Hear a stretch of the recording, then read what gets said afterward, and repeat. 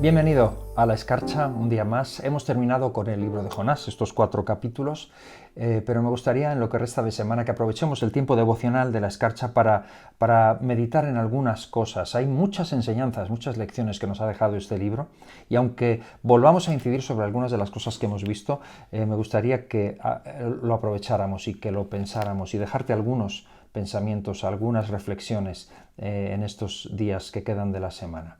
Me gustaría hablar, quizá hay muchas cosas de las que podríamos hablar, pero me gustaría hablar de 3 impedimentos para la obediencia en estos 3 días que restan.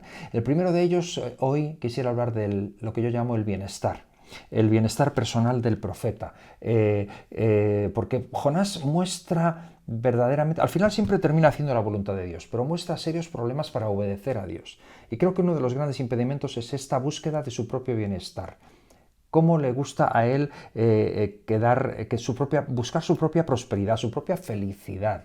Esto que escuchamos a veces de que hay que servir al Señor con alegría. Si no le sirves con alegría, realmente no le estás sirviendo de verdad. Yo me pregunto, ¿qué es más importante, la alegría o la obediencia? ¿El bienestar propio o la obediencia? Te pongo 3 ejemplos. Tarsis. Jonás huye a Tarsis. La mayoría están de acuerdo en que Tarsis es la zona de España, en el mundo aquel antiguo, geográficamente era el lugar opuesto en el Mediterráneo, lejos de la tierra, lejos de la presencia de Dios, donde él pudiera disfrutar, tener vacaciones, tener sol, pasarlo bien. Nínive, todos saben, y muchas veces pasamos esto por alto, que Nínive es la capital de Asiria, pueblo enemigo de Israel, y Jonás no quería.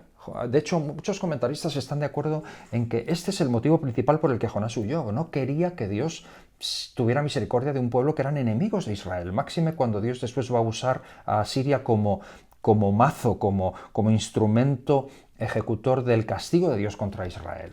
Y esto no lo quería Jonás. Su propio bienestar. Luego lo de la calabacera que hemos visto, cómo él se enfada tan desmedidamente por este tema de la calabacera. Vemos que la falta de obediencia de este profeta tiene mucho que ver con que antepone lo que a él le gusta, su propio bienestar, lo que es su opinión. Y en esta mañana, antes de juzgar duramente a Jonás, recordemos que todos somos Jonás, que Dios sigue tratando con nosotros. Y yo te pregunto, ¿qué lugar ocupa en tu escala de valores tu propio bienestar? ¿Y en qué medida eso es un impedimento para la obediencia a Dios? Porque a mí me hace pensar mucho, pienso en mí, pienso en mis preferencias, en cuántas cosas, cuáles son mis tendencias y lo que a mí me lleva a anteponer mi voluntad a la voluntad de Dios. Y pienso en Juan capítulo 12, versículos 24, 25, 26, Jesús dice, de cierto os digo, que si el grano de trigo no cae en la tierra y muere, queda solo, pero si muere lleva mucho fruto. El que ama su vida, la perderá, y el que aborrece su vida en este mundo, para vida eterna la guardará. Si alguno me sirve, sígame, y donde yo estuviere, allí también estará mi servidor.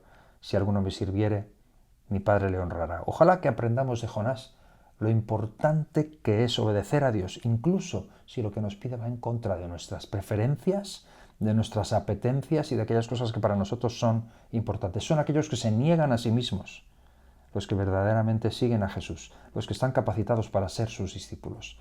Que tú y yo seamos así. Medítalo en esta mañana y que Dios te bendiga.